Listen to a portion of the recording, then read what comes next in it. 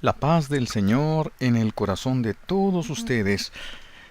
Pues nuevamente nos reunimos, estamos al aire para compartir estos momentos de fe en la presencia real de Jesucristo, Dios con nosotros bajo la forma sacramental de pan, diciendo aquellas palabras de la Sagrada Escritura: ¿quién tiene un Dios tan cercano como nosotros? ¿Quién podrá tenerlo? Nadie. Solo nuestro buen Dios ha querido hacerse tan cercano a nosotros que se ha quedado bajo la forma sacramental de pan para que nosotros lo podamos comer. Pues eso vamos a meditar nosotros en este momento. Soy el Padre Carlos Santillán. Este, y vamos a meditar cómo ah, el Señor, nuestro buen Dios, que todo lo prevé, Él sabe todas las consecuencias de todo, lo que va a pasar y por qué va a pasar, cómo va a pasar, desde dónde va a pasar, en su gran sabiduría, en su omnisciencia. Esto no quiere decir que haya una predestinación, que Dios quiera que así pase. No, no, no. Dios sabe lo que va a pasar porque nos conoce. Sabe quién somos, sabe, porque él nos hizo. Entonces Él sabe lo que vamos a hacer, lo que vamos a decir, nos conoce perfectamente, por lo tanto sabe las consecuencias, ¿no? Como una mamá ve a su hijo, ya sabe que, ya más o menos sabe lo que va a hacer.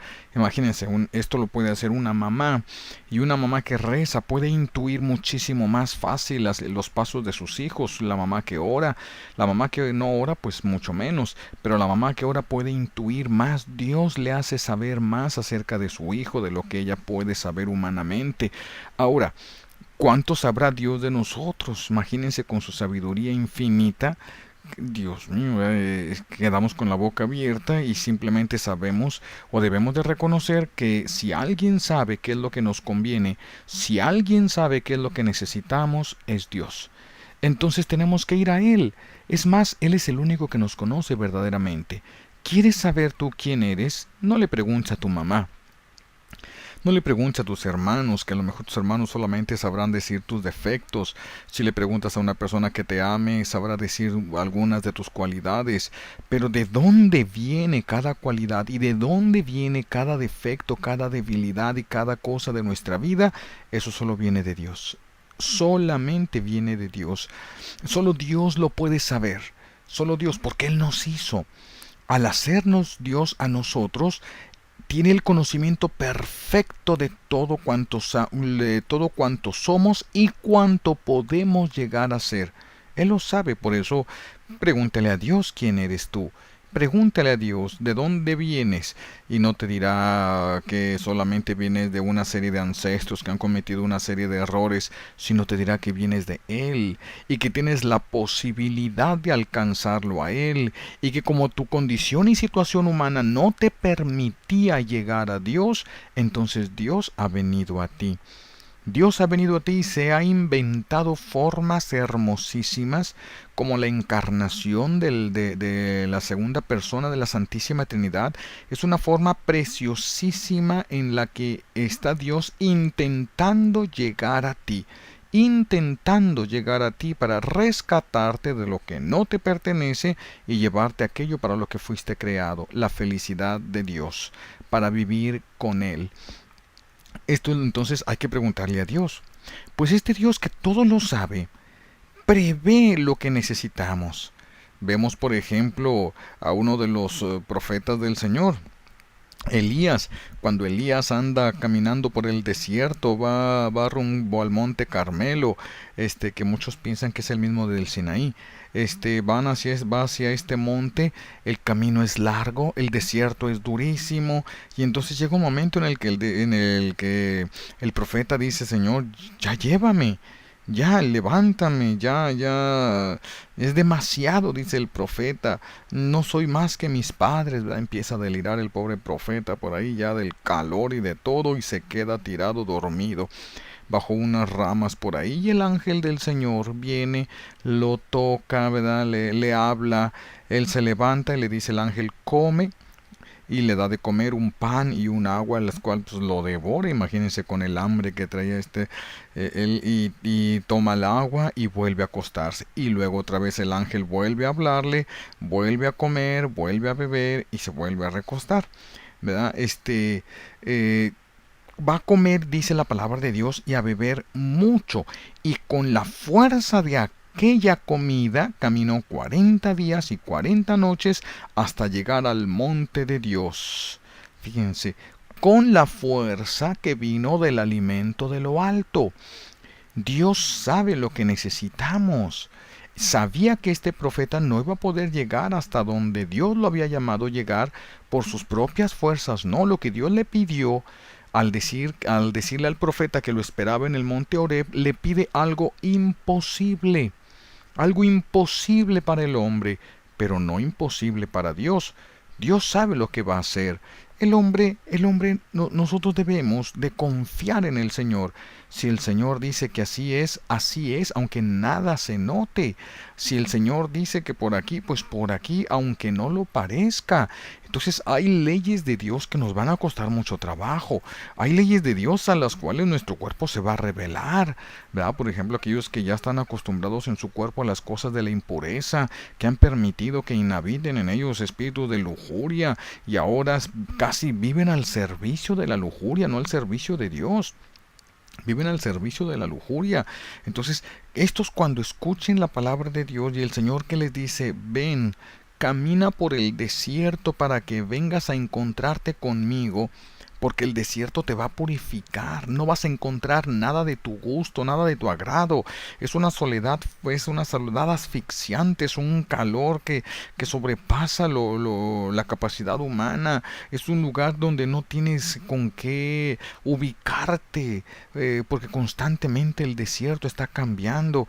Y entonces el Señor nos pide que caminamos, que dejemos lo que estamos, la seguridad de nuestra casa, las garantías de nuestras cuentas de banco, las garantías de nuestros amigos que tienen su huesito y que tienen palancas, dejar tantas cosas, dejar las amistades que aun cuando no es la intención de ellas, nos están llevando por caminos de impureza. Tal vez sea un simple descuido de parte de los dos, pero está llevando a la persona a una impureza, a una vida de impureza que va a ir acrecentándose y acrecentándose y acrecentándose. Empiezan permitiéndose pequeñas cosas, y el pecado nunca se sacia, el pecado nunca se siente satisfecho, el pecado te va pidiendo más y más y más y más, y cada vez que caemos en el mismo pecado, una soga nos atraviesa y nos va atando. Esto sucede cada vez que nosotros pecamos. Entonces el pecado va a seguir así atándonos y pidiéndonos niveles cada vez de más alta perversión. Sí, mientras no soltemos y permanezcamos abrazando eso, no podemos caminar. No podemos avanzar hacia Dios. Avanzar hacia Dios es dejarlo todo. El profeta Elías, ¿qué podía llevarse? Vamos a suponer que el profeta tenía una sala que acababa de comprar y Dios le dice, ven. Él tiene que escoger entre la sala y Dios. El profeta acaba de encontrar un amigo con el que se siente muy contento porque se puede desahogar y Dios le dice, ven. Y el profeta tiene que escoger dejar a su amigo para ir a la búsqueda de Dios o quedarse con su amigo. Vamos a suponer que el profeta se había enamorado. Y entonces Dios le dice, ven, si no suelta ese amor, aun cuando no estamos hablando de cosas malas, si no suelta de ese amor para ir a Dios, no va a poder encontrarse con Dios. No va a poder encontrarse con Dios. Entonces ese es el llamado de Dios para nosotros. Ven. Ven, vas a tener que cruzar este desierto porque en el desierto no puedes cargar nada. Solamente tienes que llevar lo indispensable para vivir. ¿Y qué es lo indispensable para vivir? El agua, la comida. Pues este profeta, era perseguido a muerte en ese momento por la reina, va a salir él corriendo y no va a alcanzar, no va a tener tiempo de llevar nada. Por eso el pobre estaba quedando muerto en el desierto. Nosotros entonces, si Dios me dice, ven, me está llamando a mí, te está llamando a ti a la santidad. Te dice, ven, ¿qué te vas a llevar? Quisiéramos llevarnos muchas cosas nosotros. Quisiéramos llevarnos el carro, sí, pero en el desierto no hay gasolineras. No te sirve tu bonito carro.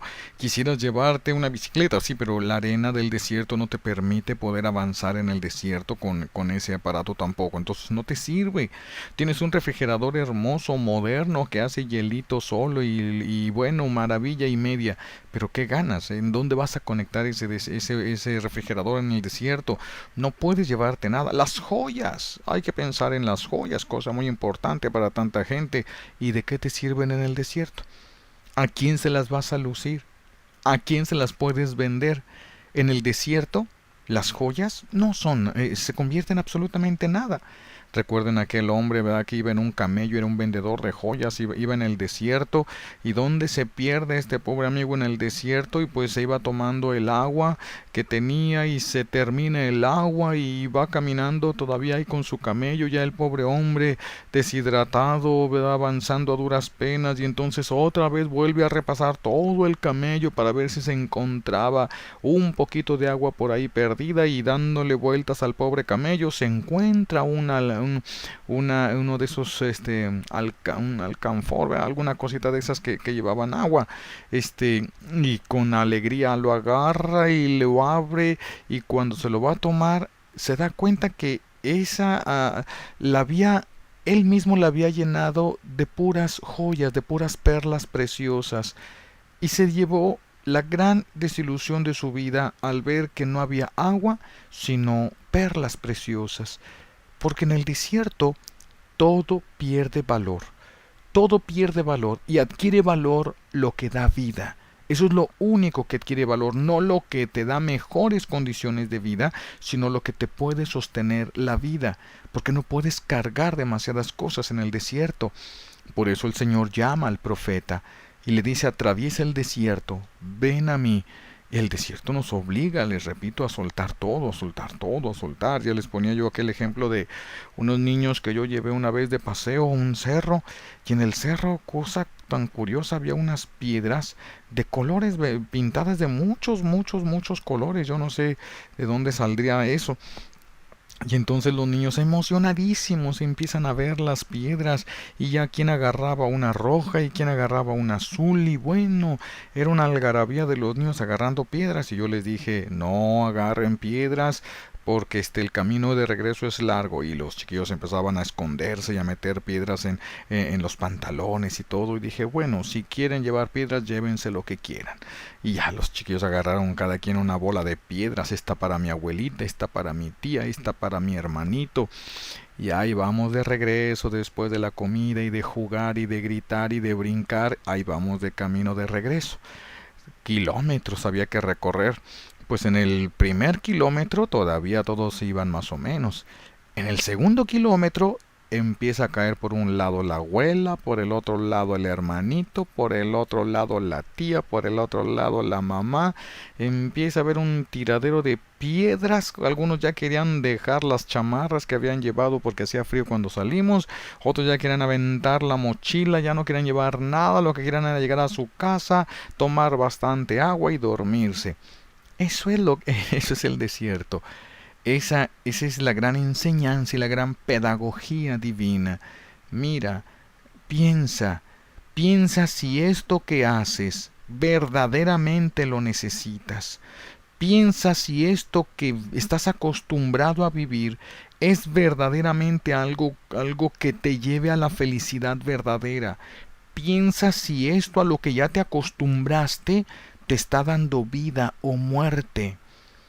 ¿Qué pensarían ustedes si ven a un hombre jalán en el desierto, muriéndose ya de sed y de cansancio y de todo, y jalando, cargando en su espalda un costal lleno de perlas preciosas y de cosas así de dinero, y el pobre hombre desmayándose casi del calor, y los demás que no llevan casi nada cargando, pues van al ir un poco ligeritos, van caminando más fácil en el desierto, pero aquel no, ¿verdad? Y anda con la boca toda grietada y todo, pero jalando, ¿verdad? Cargando en su hombro aquel tremendo costal para tratar de llevarlo hasta donde tenía que llevarlo, ¿verdad? Hasta donde quería llegar, hasta donde se suponía que iban a llegar.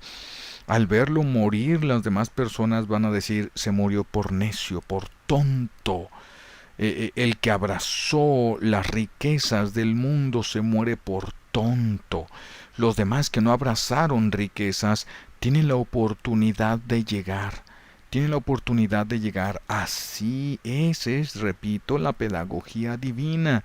Por eso nos invita a cruzar el desierto, la soledad, el abandono de nuestras cosas. Pero ese es un desierto en el cual no nos vamos a ir al Sahara, no nos vamos a ir a esos desiertos, sino que vamos a buscar el quedarnos nosotros solos con el mínimo indispensable de vida que Dios nos ha dado para que podamos recorrer ese desierto. ¿Y cuál es el mínimo indispensable? Es decir, sin lo cual no se podría tener vida ni llegar hasta donde tenemos que llegar.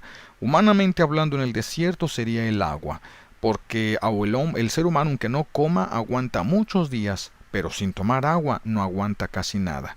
No aguanta más que unos cuantos días y se pierde completamente. Pero tomando suficiente agua, aunque no coma, puede avanzar y puede caminar y puede llegar bastante lejos. ¿Qué es lo que Dios nos dejó como indispensable? ¿Qué es eso que puede suplir el agua en que suple la idea del agua en un desierto normal, para entrar en el desierto de nuestro corazón en la búsqueda de Dios?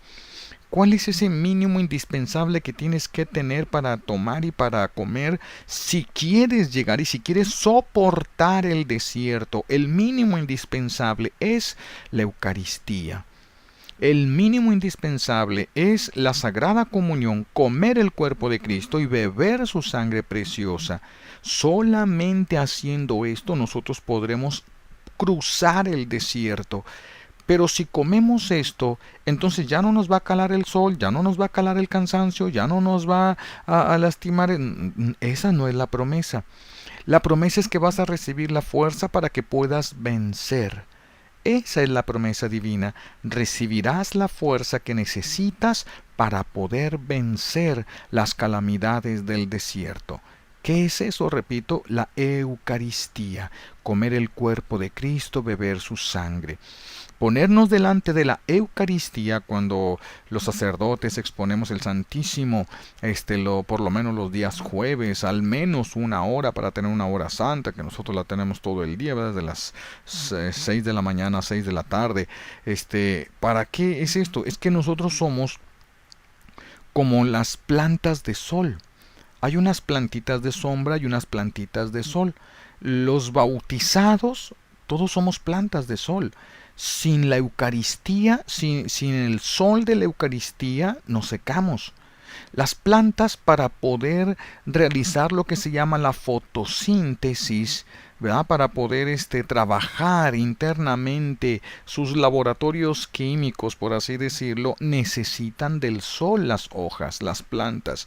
Por eso las plantas crecen, van hacia arriba, se abren, extienden amplias hojas, tratando de acaparar lo más que puedan de la luz solar y haciendo que esa luz solar les ayude a realizar su fotosíntesis y entonces poder así ir teniendo vida, fortalecerse y reproducirse y etcétera. Eso es lo que es una planta de sol. Si nosotros la ponemos en la sombra y le ponemos abono y le ponemos su agüita y le medimos y hasta le ponemos musiquita bonita, se seca. Se seca porque esa planta, para poder realizar sus funciones, necesita del sol. El bautizado así es. El bautizado es como una planta necesitada de Dios, necesitada del sol de la Eucaristía. Y si esa planta no se pone de rodillas para recibir de manera más intensa el sol, las funciones que va a realizar, que debería de realizar, se van a ir estropeando. Las funciones que debería de realizar de manera natural y sin esfuerzo se van entorpeciendo. Una planta que nosotros la dejamos varios días sin agua y empieza a secarse, empiezan sus esporas, sus enzimas a perder la capacidad que tenían de abrirse para almacenar el agua y para llevarla, y al endurecerse, por más agua que le pongas a una planta que ya está seca, ya no le sirve. Por más agua que le pongas, por más abono, le pongas lo que le pongas, una planta que perdió la capacidad de abrirse al agua, absorber los minerales que ésta tiene para alcanzar vida, la planta, le pongas lo que le pongas, se ha muerto. Ya hagas lo que hagas, ya no puede recobrar esa vitalidad. Así es el alma. Así es el alma que no recibe la Eucaristía. Se va perdiendo en su capacidad. Por eso dice la gente, no me nace, no me dan ganas, no esto, no aquello, no lo otro. Sí, pero es que te estás endureciendo en el corazón. El pecado nos endurece. El pecado que cometen contra nosotros nos endurece. Y el pecado que nosotros permitimos nos endurece. Y el pecado que nosotros nos permitimos nos endurece. ¿Cuánto más si este pecado lleva en el orden de la lujuria, ¿verdad? Porque dice San Pablo, los demás pecados pecas tú contra algo fuera de ti, pero en el orden de la lujuria y de la impureza pecas contra tu mismo cuerpo y la marca del pecado se queda en ti. Te ensucia, te deja totalmente hueco del amor divino, te deja sin luz, te deja sin vida, te convierte en un sepulcro blanqueado. ¿Y qué puede haber de agradable a Dios cuando esto sucede? ¿Qué puede haber de agradable? Dice el Señor en uno de los escritos, perdón, estaba leyendo los escritos de María Valtorta y dice Jesús que si una persona trabajara limpiando el chiquero de los puercos. A eso se dedicara, a limpiar el chiquero de los puercos.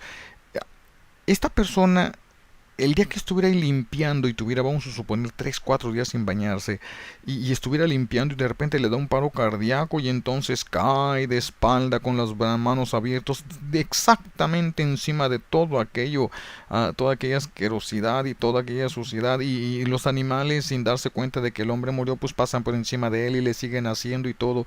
Dice Jesús, si una persona se presentara ante nosotros, ante el cielo, viniendo así como está, dice, aunque a la vista de todos los que aquí en el cielo están acostumbrados a la belleza, al orden, a la armonía, a todo lo bello que hay, ver esto, dice, a lo mejor causaría impresión, causaría repugnancia, dice, aunque a mí no.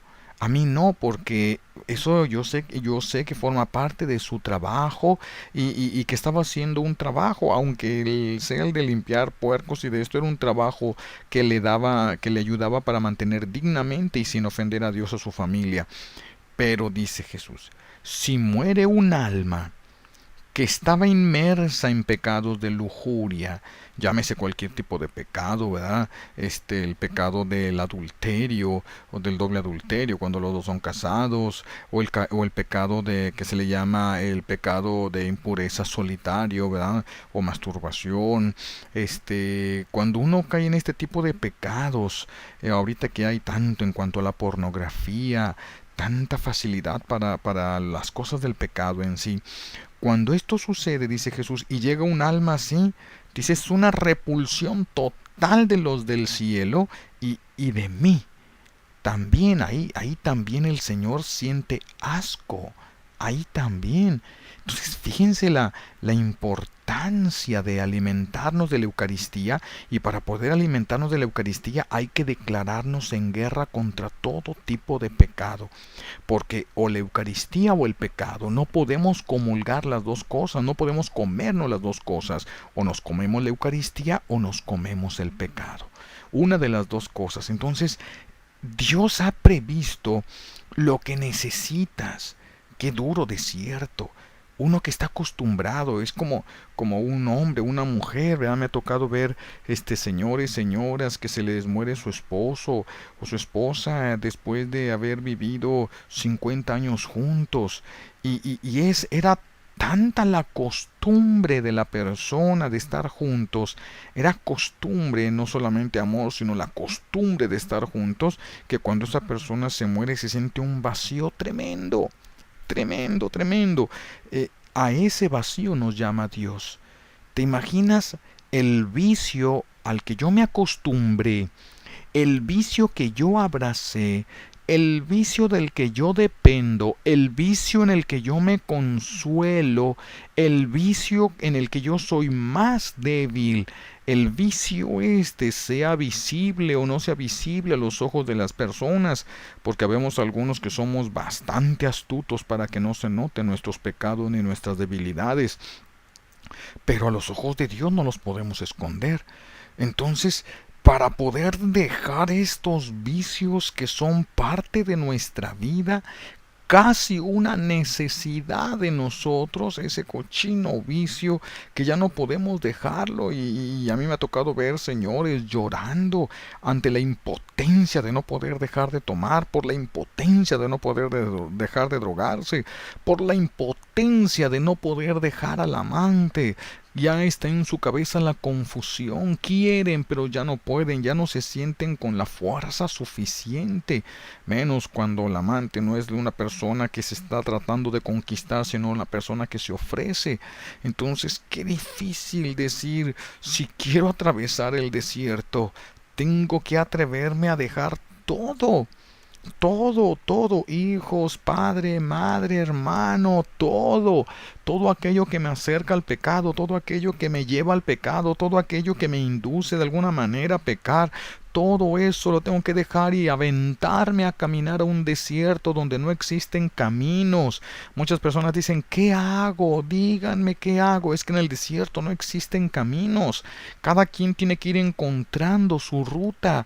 Cada quien tiene que ir encontrando el amor que nos pueda llevar.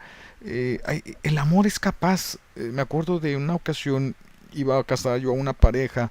El muchacho era un aviador. Entonces, por alguna razón la avioneta se estrelló. Estábamos hablando de un mes, 2 meses para la boda. Y entonces dicen los doctores, ¿verdad? Que este hombre, cuando la avioneta cayó, se incendia la avioneta y él sale envuelto en llamas. Sale este joven, se tira al suelo, cosa que fue muy buena porque al revolcarse en el suelo apagó la lumbre que traía en su cuerpo, pero quedó totalmente, o sea, todo su cuerpo estaba quemado, cada una de las partes de su cuerpo quemadas. Y era tanto el deseo de no perder a la mujer que amaba, de no perder esa oportunidad de ese gusto en el matrimonio, por no alcanzar a convivir por alcanzar a convivir con esta mujer que él amaba tanto, se arrastró como pudo, pero arrastrándose caminó, no se sabe, la cosa es que pudo llegar hasta un lugar donde pasaban carros, lo encuentran, alguien lo sube, lo llevan a un hospital.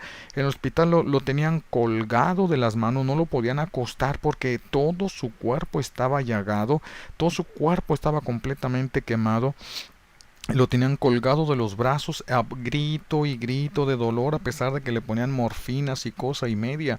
Y decía el dolor, decía el doctor, este hombre no sabemos de dónde pudo sacar fuerza para poder caminar después de la quemada que tuvo, poder caminar y haber aguantado a que lo levantaran, aguantar que lo subieran a un carro, aguantar el contacto, aguantar el aire, aguantar la sed, aguantar todo lo que aguantó. Dice, y estar aguantando ahorita aquí en el hospital. Decía, no sé, no podemos entenderlo. Claro que se entiende por el lado del amor. El amor es capaz de hacer eso. ¿Y por qué nosotros no podemos meternos al desierto para ir a donde Dios nos llama? Porque no amamos, porque no tenemos el suficiente amor para dejar. Muchas personas no pueden dejar la vida de pecado porque no aman a Dios, aman más al pecado que a Dios, se aman más a sí mismos y tratan de consolarse a sí mismos y tratan de agradarse a sí mismos más que a Dios, aún más por encima de Dios, por encima del mismísimo Dios. Y esto que ocasiona la muerte para nosotros. Una muerte verdadera. ¿Por qué? Porque no te estás comiendo la Eucaristía, no te estás comiendo el alimento que Dios previó, pensó, supo en su infinita sabiduría que era exactamente y más de lo que tú ocupas.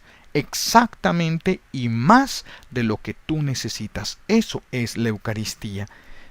Ese Dios que todo lo prevé y que así como mandó a su ángel para que alimentara a Elías, así sigue mandando a sus ángeles en la tierra, a sus enviados, tal vez ya no diríamos ángeles, pero sí sus enviados, a los escogidos por él mismo, sus sacerdotes, para que alimenten al pueblo de Dios con el alimento que da vida y con el alimento que nos hace capaz de enfrentar, de retar y de vencer el desierto. Capaces de retar, de enfrentar y de vencernos a nosotros mismos. Capaces de retar, de enfrentar y de vencer al pecado. Por eso Jesús venció la muerte, venció el mundo, venció la carne, venció al infierno. Y nosotros nos comemos a ese vencedor de todo lo que nosotros queremos vencer. Por eso es triste cuando las personas no entienden lo que es verdaderamente la Eucaristía. No entienden lo que es verdaderamente la Eucaristía y no la valoran. Y cuando comulgan, cuando reciben al Señor, no saben ni qué pedir, no saben qué hacer, no saben verdaderamente, no identifican el alimento que está a su alcance, no identifican la medicina que está a su alcance. Imagínense que estuviéramos ahorita inmersos en una epidemia como se ha hablado que viene ahora y que está llegando y que están tratando de controlar y de apagar los avisos, ¿verdad? Pero la carne de pollo tan contaminada, ¿verdad? Que ahorita está haciendo por tantas cosas, que estuviéramos ya todos en una gran epidemia y muchos muriéndose en el hospital y muriéndose en todos lados, y ver a tus hijos que todos están padeciendo la misma enfermedad de muerte, y de repente te das cuenta que llega un doctor que trae la medicina. ¿No correrías tú a buscar a ese doctor? ¿No llevarías a tu hijo en brazos o arrastrando o por la fuerza o hasta amarrado, pero no lo llevarías para que al atenderlo tu hijo recibiera vida? Por supuesto que lo harías, porque es vida para tu hijo. Y estarías dispuesto a que tu hijo te odiara, pero que se alimente de lo que le va a dar vida. Eso es lo que deberíamos de estar dispuestos para con Dios, para con la Eucaristía. Y las mamás no quieren arriesgarse. No vino a misa, es que no quiere, es que ella no me hace caso, es que yo ya le digo, pero rezonga mucho. Pero es que no has puesto toda tu autoridad y toda tu fuerza porque no has entendido que es medicina. No has entendido que sin ese alimento nadie puede llegar hasta donde tiene que llegar. Sin ese alimento no puedes entrar al reino de los cielos. Sin ese alimento no tienes vida aquí en la tierra, ni tendrás la vida eterna después de tu muerte. No tendrás nada. Sin esa medicina, Dios no puede inhabitar en ti. Entonces, si ahí está la medicina de tus hijos, si ahí está la fuerza de tus hijos, si ahí está la fuerza de tu familia, ¿qué es lo que estás obligado, lo que estás obligada a hacer? ¿Qué es lo que estás obligado o obligada? Llevarlos a donde está la vida. Tenemos que buscar los medios, las formas, buscar caminos inteligentes, porque el mandato de Jesús, fíjense bien, mandato de Jesús, tomad y comed todos de él. Todos, esto es un mandato de Jesús, no una sugerencia de Jesús, no es los que crean necesario, los que vean conveniente, los que tengan tiempo, no está sujeto a eso. Este es un mandato que el Señor nos está dando, como el mandato de un médico. Si tú no te tomas estas medicinas, te mueres. Lo mismo dice el Señor. Si tú no te comes la Eucaristía, mueres. No tendrás vida aquí en la tierra, no tendrás después de este mundo la vida eterna. Es necesario, indispensable recibir la Sagrada Comunión, la Eucaristía. Comerla, venerarla, adorarla, visitarle en el Santísimo Sacramento del altar, visitarle en todos los sagrarios donde podamos en el mundo. Eso es mandato divino. Tomen y coman, es mi cuerpo. Dice Jesús especificando todavía más en San Juan, es mi carne.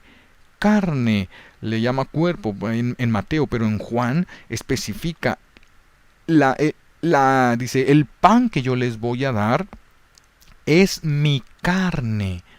Es mi carne, para que el que coma de mi carne tenga vida en mí. Fíjense, no dijo conmigo, sino en mí, y yo estaré en él. Repito otra vez, no dijo no estaré con él, sino dijo yo estaré en él.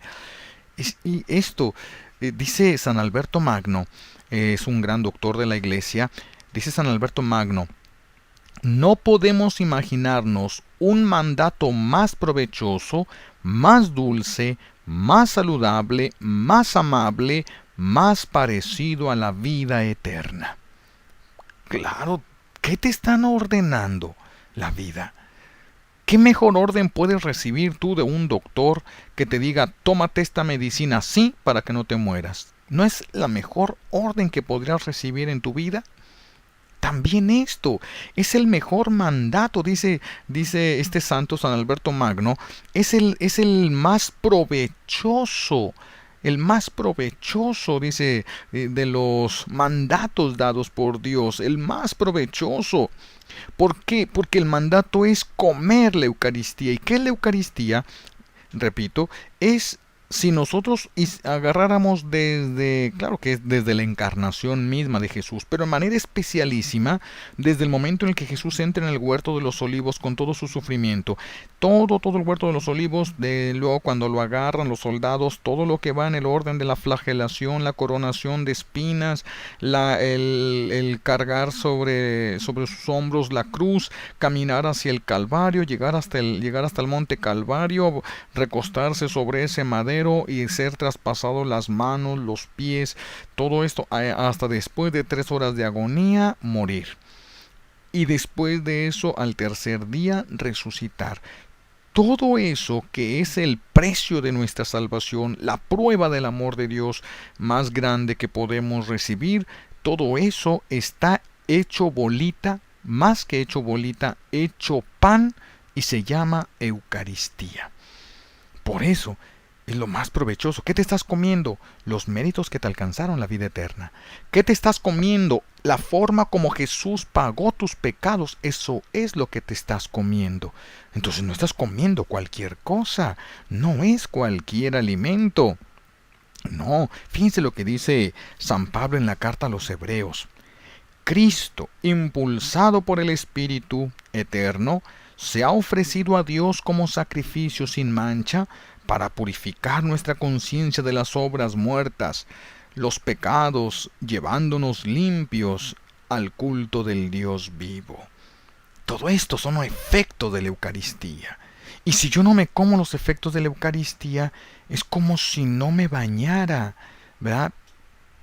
Claro que para la Eucaristía, para cumplir el mandato divino, también hay que cumplir ciertas condiciones, que esto cuando uno llega a caer en pecado por alguna debilidad, por alguna imprudencia, por alguna necedad, por alguna debilidad, etcétera, nosotros tenemos que recurrir inmediatamente al sacramento de la confesión, pedir perdón a Dios y restablecer la gracia con Él, restablecer la comunión con Él.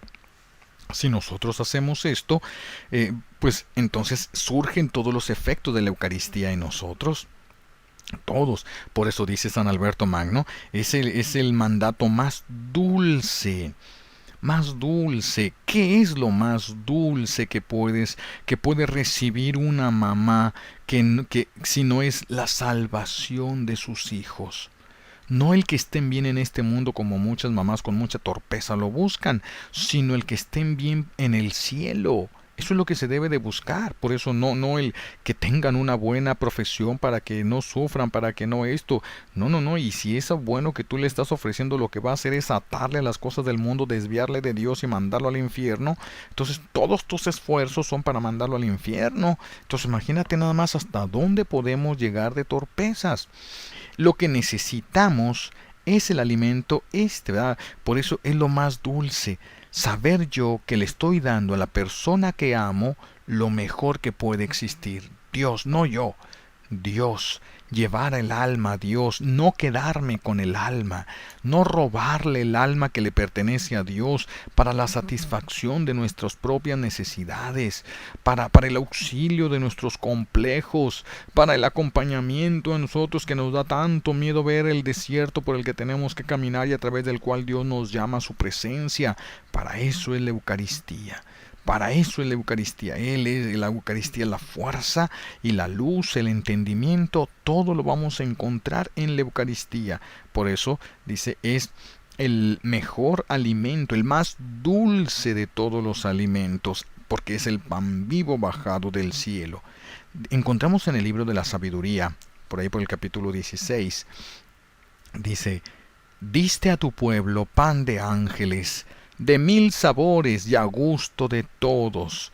Este alimento tuyo demostraba tu dulzura a tus hijos, pues se acomodaba al deseo de quien lo tomaba y se convertía en lo que uno quería.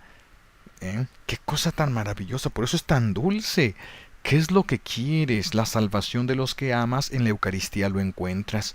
Ve personalmente a la Eucaristía y esfuérzate al máximo para que los que ames también se alimenten del mismo fruto dulce de la salvación, del mismo fruto dulce de la salvación. Por eso es el alimento más dulce, más provechoso, más saludable. Porque dice Jesús, el que me coma tendrá vida en mí. Ya no solamente una vida física, una vida física. ¿Cuántas veces nos ha tocado ver a nosotros personas, verdad, que ya con una enfermedad terminal y que han venido a pedirle a Dios, verdad, y los que han recibido mayor gracia, verdad, casi siempre han sido aquellos que le dicen al Señor, dame tiempo para convertirme. Dame tiempo para conocerte, ya no para mí, ya no eso de que Señor nomás déjame que vea crecer a mis hijos, Señor nomás deja que los deje seguros en algo a mis hijos, Señor nomás quiero ver crecer a mis nietos o conocer a mis bisnietos, sino la persona que no viéndose a sí misma, sino trata de llegar a Dios. Señor, dame tiempo para ti, para conocerte, para amarte, para hacer lo que es tu voluntad. Cómo se derrite el corazón de Dios ante esas palabras, cómo se derrite y cuánta gracia han alcanzado estas personas. Me ha tocado a mí conocer una que tuvo un cáncer ya desahuciada, y los doctores le dijeron que iba a durar un máximo de 3 meses porque era un tipo de cáncer así como fulminante lo que tenía, y terminó enterrando a toda su familia. A toda su familia terminó enterrándola, fue de las últimas de la familia en morir. Dios es el que sabe, y Dios puede preservar la vida, y puede ser que alguien tenga mucha salud y muera más pronto que alguien que no la tiene. Entonces todos, enfermos y no enfermos, necesitamos de este alimento, enfermos y no enfermos, y necesitamos, enfermos y no enfermos, pedir al Señor que la vida sea para conocerlo a Él, para servirlo a Él, para alimentarnos de Él, para agradarlo a Él. Y entonces estamos empezando a tener vida verdadera desde este mundo. Vida verdadera desde este mundo. Este es un alimento de veras que es una prueba de amor. Porque dice la palabra de Dios, tanto amó Dios al mundo que le entregó a su Hijo único. Tanto amó Dios al mundo. Y en el momento de la última cena, escuchamos también las palabras del evangelista, ¿verdad? Y habiendo amado a los suyos que estaban en el mundo, los amó hasta los límites, los amó hasta el extremo, los amó hasta donde lo indecible, podríamos decir. Pues entonces, esto es mucho. Es un alimento y un mandato de vida que nos debería de llenar de alegría. Es un alimento que santifica, que da vida, pero no solo vida humana, no solamente te aumenta, Dios no solamente te puede aumentar los años de vida que vas a tener en este mundo, te puede aumentar la alegría en este mundo y la vida eterna, vida verdadera, vida de gracia, vida de santidad, vida auténtica, porque es una vida en la cual yo ya no estoy solo, sino que Él inhabita en mí. inhabita en mí. Entonces, hay muchas cosas que tenemos que hacer. Camina por el desierto. ¿Qué significa camina por el desierto? Vive el amor, pero el amor verdadero, no el amor humano. No solamente el amor humano, dice la Virgen en Cleveland, el amor santo en el momento presente. Tener la capacidad de perdonar por gracia de Dios, como dice San Pablo. Dice San Pablo que tenemos que perdonar por amor a Jesús. Tenemos que perdonar por Él, no porque las personas se lo merezcan, sino que tenemos que perdonar por Jesús, para no perderlo a Él, para poder seguir amándolo a Él, para poder seguir entregándonos a Él. Entonces, para vivir este precepto del amor a Dios sobre todas las cosas, necesitamos de la Eucaristía y decirle a Jesús: Jesús, enséñanos amor al Padre como tú lo amaste. Es más, ven, métete en mi corazón y déjame meterme en el tuyo para ofrecerle de tu amor, porque el mío no alcanza para nada. No alcanza para nada la Eucaristía, y por eso ahí sale inmediatamente en auxilio de aquellos que ya nada pueden, que ya nada tienen. Y el mandato es ese, ¿verdad? El amor al Padre Celestial. Qué difícil. Vean cómo el Padre Celestial está tan olvidado. Casi todas las oraciones están enfocadas a nuestro Señor Jesucristo, pero Jesús vino a mostrarnos al Padre, al Padre, al Padre. Curiosamente, yo nunca he entendido por qué en el misal romano, el que usamos los sacerdotes para celebrar la Santa Misa, casi en todos los lugares, casi, porque no es en todo, donde debería de venir Padre, viene Señor. Te pedimos, Señor, por los méritos de tu Hijo. Pues dile, yo digo, ay, ¿por qué no decirle Padre? Porque estamos dirigiéndonos al Padre. Y el pueblo de Dios se está olvidando de que tiene un Padre. El pueblo de Dios se está desviando del Padre. Entonces hay que volver al Padre. Hay que comernos la Eucaristía, porque la Eucaristía está llena ¿de qué? Del amor al Padre. ¿O no estaba Jesús lleno del amor al Padre? Jesús dijo: mi alimento es la voluntad del Padre. Mi alegría es la voluntad del Padre. Mi descanso es la voluntad del Padre. Y eso lo necesitamos nosotros.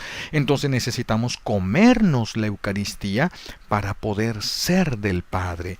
Comernos la Eucaristía para poder ser del Padre Celestial. Que Jesús nos enseñe en Él. Y luego el amor al prójimo. Imagínense nada más lo difícil que es. El amor al prójimo, el amor a las suegras, el amor de la esposa al esposo que le ha sido infiel 3 veces. Qué difícil se vuelve el amor en esos momentos. Qué difícil tratar bien a la persona que ha estado destruyendo tu vida. Qué difícil es amar a esos, porque amar a los demás como quiera se la libra uno, como quiera se esfuerza y encuentra un camino, pero amar a los que nos tratan mal, amar a los que nos odian, hacer el bien a los que nos aborrecen, bendecir a los que nos maldicen, qué difícil tarea. ¿Y quién podrá hacer eso? ¿Quién podrá? Imagínense nada más una persona que tenga que perdonar al que abusó de ella o de él, y que ahora quedó marcado para toda la vida y quedó debilitado en ese sentido, quedó desorientado o desorientada para toda la vida, y ha destruido su vida de matrimonio, ha destruido todo, porque es un recuerdo que quedó anclado en la cabeza y que no le permite ser feliz casi en ningún momento. Y la palabra de Dios viene y nos dice el perdón, y no solamente perdonar, sino llegar a amar a las personas. Se necesita un amor bravísimo como el que Jesús tiene al Padre. Entonces, al comernos la Eucaristía, nos estamos comiendo ese amor bravísimo, capaz de darnos la fuerza que necesitamos para la vida eterna. El amor bravísimo de Jesús al Padre Celestial. La Eucaristía no permite que se vaya enfriando nuestro amor, porque nos morimos en el desierto. Nos morimos o de plano nos regresamos. La historia no marca, pero quién sabe cuántos israelitas pegaron carrera después de que vieron el desierto tanto tiempo y mejor se regresaron a Egipto. ¿Verdad? Muchos, cuantos, la palabra de Dios lo dice, cuando lloraron los israelitas y se enojaron contra Dios y contra Moisés y le decían: allá en Egipto teníamos ollas llenas de carne, ollas llenas de cebollas, de cosas que podíamos comer, y aquí nada más tenemos, dice, este cochino maná. Es lo único que ya estamos hartos de él. El desierto es purificación. ¿Quién va al desierto de vacaciones? ¿Quién? A las vacaciones se va a los lugares bonitos, verdes, con mucha agua, buena vegetación, bonito clima. Pero ¿quién va de vacaciones al desierto? Allá a convivir con las serpientes y a pasar unos calorones asfixiantes. ¿Quién va para allá de vacaciones? Si el Señor no nos llama a las vacaciones están en el cielo, la hora de nuestra muerte. Aquí hay que esforzarnos para alcanzar, para ser dignos de esas vacaciones y que el Señor nos diga, siervo bueno y fiel, entra al descanso de tu Señor. Entonces necesitamos del amor, de la Eucaristía, que no permita que se entibie nuestro amor y nos regresemos. Hay personas que ya estaban dejando el pecado, ya tienen una semana sin pecar y vuelven a regresar. Y luego avanzan, ya hay quienes ya tienen un mes sin pecar, un mes sin esto, un mes sin lo otro, y vuelven a regresar, regresan lo que caminaron con durisísimas penas para salir del pecado y se regresan corriendo al pecado. Imagínense, triste es la situación de nuestra debilidad humana. Por eso necesitamos la Eucaristía, que no le hace que estemos sintiendo que se nos desgarra el corazón por dentro y que el cuerpo grita y se quiere hasta arrastrar. No, mantenernos a punta de la Eucaristía pidiéndole la gracia para aguantar el desierto. Pero hay que pedirla. Si una persona comulga y no le pide nada, ¿qué quieren que haga Dios? Pues sí le da, porque Él es bueno, pero también respeta nuestra libertad. Hay que saber qué le vamos a pedir, qué pecado tienes que dejar, a quién tienes que acercar a Dios, cómo tienes que acercarte tú. Pide las gracias que necesitas en la Sagrada Eucaristía. Pide las gracias y las recibirás. Por supuesto que las recibirás. Hay un ejemplo muy bonito, que nos ayudaría, ¿verdad? Algo que sucedió hace muchos años, es en la historia de los papas. Esto es por allá por el siglo XV, por el año 1600. Los piratas habían invadido Groenlandia y habían matado a muchísimos de la población cristiana especialmente. Entonces los católicos quedaron aislados, ¿verdad? Se refugiaron en una isla, pero lo curioso fue que durante 80 años quedaron aislados porque el mar se congeló. Entonces no había manera de pasar en barcos, pues estaba congelado el mar y tampoco caminando era tan fácil porque no todo el hielo estaba suficientemente fuerte para soportar el peso de las personas. Entonces se van a quedar aislados durante 80 años. Sin ni un solo misionero, sin ni un solo sacerdote, porque eso sí los habían matado los sacerdotes, ¿sí? Y ahí permanecieron. Y fíjense el deseo de la supervivencia y de la supervivencia en la fe. Resulta ser que se encontraron con un corporal. El corporal es el mantelito que el sacerdote pone, es un mantelito blanco, que el sacerdote pone sobre el mantel del altar, y ahí se depositan el cáliz y el copón. Era lo único que tenían estos, era lo único que tenían. Pues todos se reunían, todos los que permanecían fieles a la religión se reunían ante una mesa. Sobre la mesa colocaban el corporal en el que ellos sabían, aquí fue depositado el cuerpo de Jesús, aquí fue depositada su sangre preciosa. Ahí se arrimaban ellos, delante de esta mesa, y hacían su oración. Dicen que la oración era siempre, era la misma: Señor, mándanos pronto un sacerdote. Mándanos pronto un sacerdote. Decían, danos una vez al menos tu cuerpo en comida y tu sangre en bebida, para que no perdamos la fe, para que no muramos en el paganismo. 80 años, es decir, que ya los ancianos ya habían muerto, los jóvenes ya estaban ancianos o muriéndose ya inclusive. Entonces los niños tuvieron que haber recibido, aunque nunca ellos habían tenido la gracia de recibirlo en comunión, pero habían escuchado a sus abuelos y a sus padres el hambre que tenían de él y la necesidad que había de comulgar, y esto es lo que ellos pedían constantemente. Esto es lo que pedían constantemente, cosas tan más maravillosas. Nosotros, Dios mío, ¿cuánto tenemos que caminar para ir a la Eucaristía? ¿Cuánto? ¿Y cuánto tienes que pagar para ir a la Eucaristía? ¿Cuánto?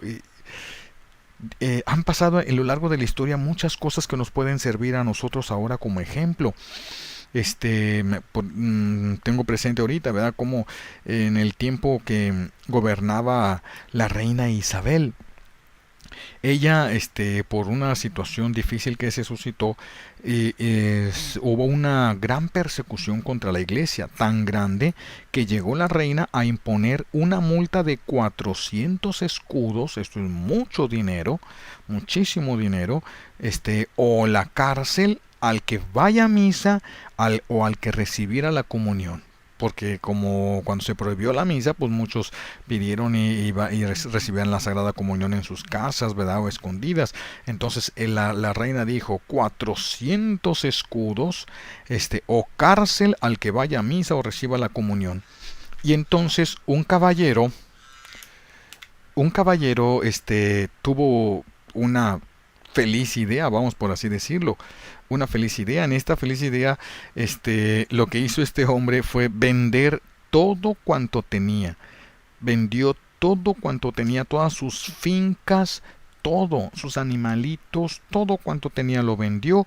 Todo lo repartió en bolsas diferentes con 400 escudos cada una de esas bolsas con 400 escudos. Y y entonces él empezó a pedir, ¿verdad?, que se celebrara la Santa Misa, y decía él, para que cada vez que lo denunciaran que había ido a misa y había recibido la comunión, él entregaba una bolsita de 400 escudos. Le entregaba, ya tenía varias bolsitas ahí preparadas, y comentaba algo muy curioso. No se le puede dar mejor empleo al dinero que sacrificando una parte para recibir al que es todo. ¿Cuántos ejemplos tenemos? ¿Cuántos ejemplos tenemos nosotros? Estos ejemplos tenemos que vivirlo nosotros. No hay que esperarnos a tener una persecución, no hay que esperarnos a que quedemos separados de todo sacerdote y de toda religiosa y de todo misionero. No hay que esperarnos a estar en la cárcel. No hay que esperarnos a estar sufriendo este tipo de cosas. Ahorita podemos ir por nuestros propios pies. ¿A cuánta distancia de ti está el Santísimo Sacramento del altar? ¿Cuánto tiempo tardas? ¿Cuánto durarías caminando? ¿Cuánto durarías caminando para ir a buscar a Jesús en el sagrario? ¿Cuánto? ¿Cuánto tiempo estarías dispuesto a caminar para ir a buscar la medicina de tus hijos? ¿Cuánto? ¿Hasta dónde estarías dispuesto o dispuesta a caminar? ¿Hasta dónde van los señores a buscar el trabajo para que sus hijos puedan comer, para poderles dar estudio, para poderles dar todo? ¿Cuánto tiempo, mis hijos? ¿Cuánto, cuánto, cuánto? ¿Y cuánto para encontrar un templo? ¿Cuánto necesitas? ¿Cuánto tiempo, cuántos pasos, cuánto esfuerzo, cuánto trabajo para llegar, para ponerte de rodillas o sentarte en una banca más o menos cómoda o no, pero bajo un techo, en un lugar agradable, y ponerte a hablar con el que es pan de vida eterna y con el que te puede sacar de todo tipo de error y de problema? Bueno, pues el tiempo se me ha terminado. Hoy me fue un poquito así de largo porque mis compañeros de cabina tenían algo que hacer. Este dentro de lo que es la adoración nocturna, y entonces por eso me atreví a tomar esta hora y poder compartir con ustedes o seguir compartiendo con ustedes estos momentos de fe en la presencia, ¿verdad? De la necesidad que tenemos de alimentarnos, de la necesidad que tenemos de nutrirnos y de atrevernos a atravesar el desierto de este mundo, porque si es un auténtico desierto donde hay toda clase de animales y toda clase de mal que podamos nosotros imaginarnos. Y para poder salir adelante de tanto problema, solamente teniendo a Dios en nuestro corazón. Solamente. Pues que el Señor nos permita permanecer en su presencia y sentir verdadera hambre y sed de la Sagrada Eucaristía, hambre de orar, hambre de visitarlo en el templo, hambre como la que les dio a estos que estaban en aquella isla perdida, hambre como la de aquel señor que tuvo la capacidad de dejar su dinero por comprar una misa, comprar una comunión, ahí írsele todas sus riquezas en la Eucaristía y dando un testimonio de lo que es la verdadera riqueza, y no ser de aquellos que por un egoísmo mezquino, un egoísmo torpe, ¿verdad? Trabajan el domingo para poder tener 20 pesos de más, 50 pesos de más. Mis hijos, eso se escurre peor que el agua. Busquen la vida eterna y la encontrarán, porque el que busca encuentra, y el que pide al que toca la puerta se le abre, y el que busca encuentra, dijo el Señor, y sus palabras son verdad y vida. Pues muchas gracias, Dios me los siga bendiciendo. Les extendemos desde los corazones unidos de Jesús y María la bendición sobre ustedes, sus familiares, lo que Dios mismo en su divina providencia les ha concedido, y a través de esta bendición les toque dándoles hambre y sed de la Eucaristía. Muchas gracias.